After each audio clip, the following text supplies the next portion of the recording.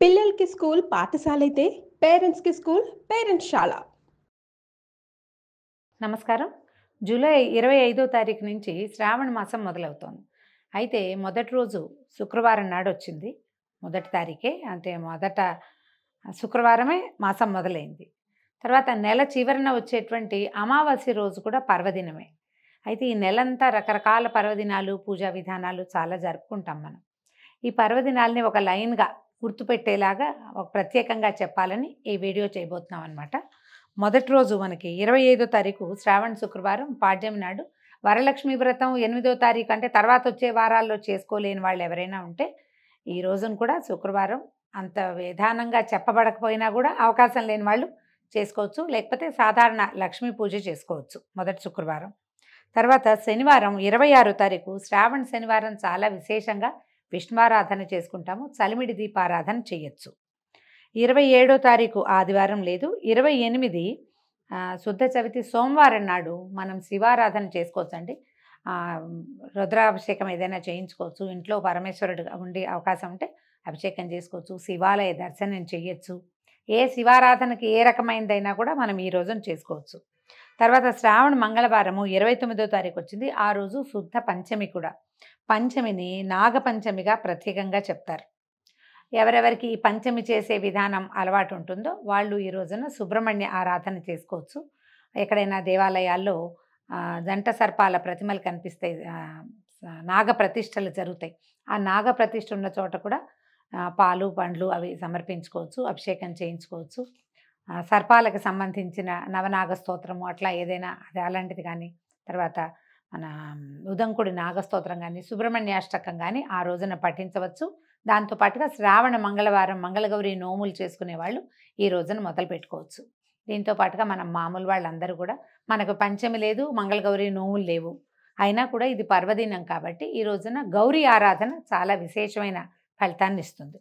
తర్వాత 30వ తారీఖు బుధవారం, 31 గురువారం ఏం పెద్ద హడావిడేం లేదండి. కొంచెం ముందుకెళ్తే ఆగస్టు 1 మళ్ళా మనకి శ్రావణ శుక్రవారం వచ్చిందండి. ఈ రోజున మనం లక్ష్మీ ఆరాధన సాంగంగా జరుపుకోవచ్చు. వరలక్ష్మి వ్రతం చేసుకునే అవకాశం కానీ సమయం కానీ అంటే ఇలా కుదిరితే ఈ రోజునైనా వరలక్ష్మి వ్రతం జరుపుకోవచ్చు. విశేషంగా చెప్పబడలేదండి.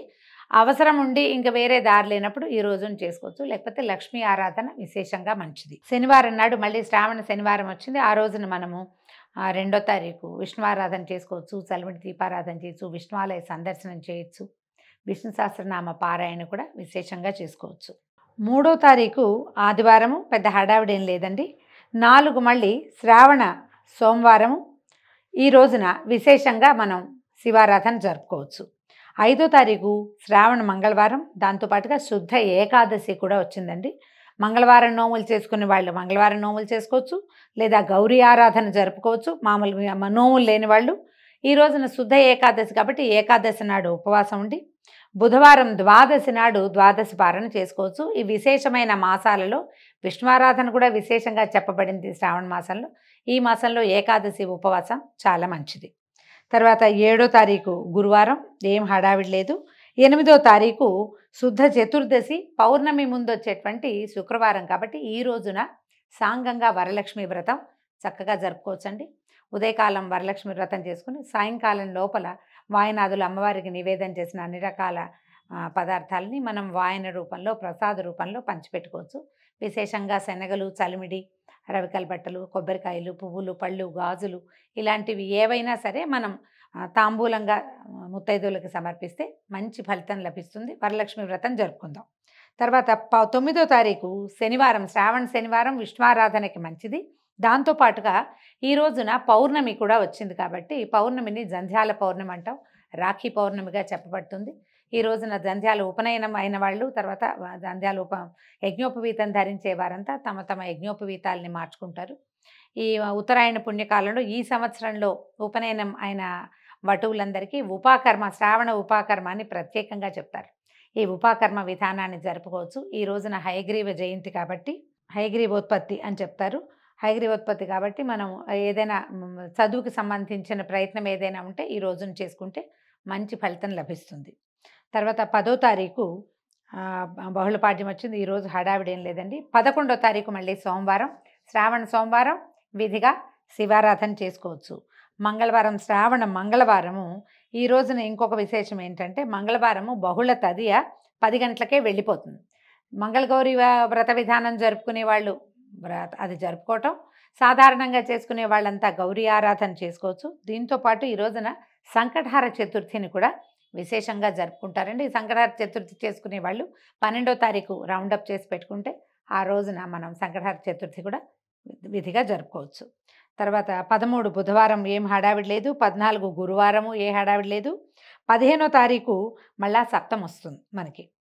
ఈ సప్తమి 15వ తారీఖు సప్తమి, తర్వాత ఆ రోజు శుక్రవారం కాబట్టి దీన్ని ఎన్నోదిగా చెప్పుకోవాలి మనం, 4వ శుక్రవారంగా చెప్పుకుంటాము.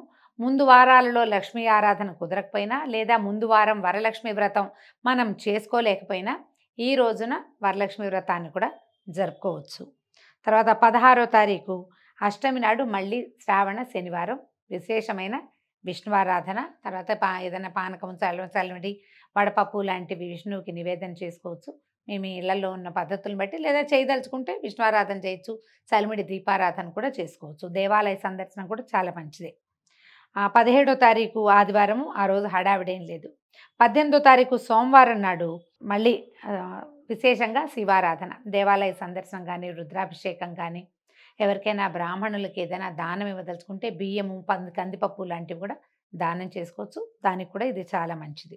ఇప్పుడు మళ్ళీ 19వ తారీఖు శ్రావణ మంగళవారం అయింది. మంగళవారపు నోములు, మంగళగౌరి ఆరాధనతో పాటు ఆ రోజున ఏకాదశి పుణ్యతిథి కూడా, బహుళ ఏకాదశి కూడా వచ్చింది. ఏకాదశి ఉపవాసం ఉండేవాళ్ళు ఈ రోజున ఉపవాసం ఉండొచ్చు. బుధవారం 20వ తారీఖు ద్వాదశి పారణ చేసి ఏకాదశి ఉపవాసాన్ని సమాప్తి చేసుకోవచ్చు. తర్వాత గురువారం 21, ఈ రోజున త్రయోదశి. తర్వాత శుక్రవారం 22వ తారీఖు మనకి మళ్ళీ ఆఖరి శుక్రవారం వస్తుంది. ఈ ఆఖరి శుక్రవారం రోజున మీరు విశేషంగా ఏ ఆరాధన అయినా జరుపుకోవచ్చు. అయితే ముందు మనం ఇంకొకటి చెప్పుకోవటం వదిలేసింది ఏంటంటే శ్రావణ బహుళాష్టమి 16వ తారీఖు మనం కృష్ణాష్టమి జరుపుకుంటాము. విష్ణు పూజ ఏ రకమైనదైనా చేసుకోవచ్చు. చివరికి వచ్చేసాము ఇంకా శుక్రవారం నాడు 22వ తారీఖు ఆఖరి లక్ష్మీ పూజను కూడా జరుపుకుంటాం. 23వ తారీఖు ఆగస్టు 23 శ్రావణ బహుళ అమావాస్య. దీన్ని పోలాల అమావాస్యగా చెప్తారు. ఈ రోజున పోలాంబ వ్రతం చేసుకుంటారు. కందపిల్లకని తులసి చెట్టుతో పాటుగా పక్కన పెట్టుకుని ఆమెకి పూజ జరుపుతారు. కొంతమంది కందగౌరి నోమని చేసుకునే వాళ్ళు కూడా కనిపిస్తారు. సాధారణులందరూ కూడా ఈ రోజున పోలాల అమావాస్య రోజున విశేషంగా సంతానం కోసం పోలాలమ్మ తల్లిని అర్చించడం కనపడుతుంది. పనసబుట్టలు అవి కుట్టి అమ్మవారికి నివేదన చేస్తారు. దీంతో మనం ఈ శ్రావణ మాసంలో ఉన్నటువంటి అన్ని పర్వదినాలని విశేషంగా ఆరాధనలతోటి పరిసమాప్తి చేసుకోవచ్చు. కృష్ణాష్టమిని విశేషంగా జరుపుకునే అలవాటు ఉన్న వాళ్ళందరూ కూడా ఈ 16వ తారీఖుని చక్కగా చిన్న చిన్న పిల్లలకి కృష్ణ స్వరూపాలుగా వాళ్ళని అలంకరించి కృష్ణపాదాలని వాకిట్లో నుంచి ఇంట్లో దాకా వేసుకుని కృష్ణుడికి ఒక చక్కని ఉయ్యాల వేసి లాలిపాటలు పాడుతూ విశేషంగా పేరెంటంగా కూడా జరుపుకోవచ్చు.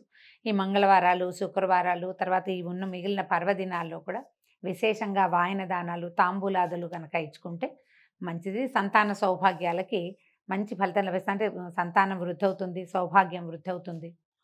మనకి మానవ సంబంధాలు కూడా సమృద్ధిగా అంటే వృద్ధి అవుతాయి, ముందుకెళ్తాయి సరైన విధానంలో.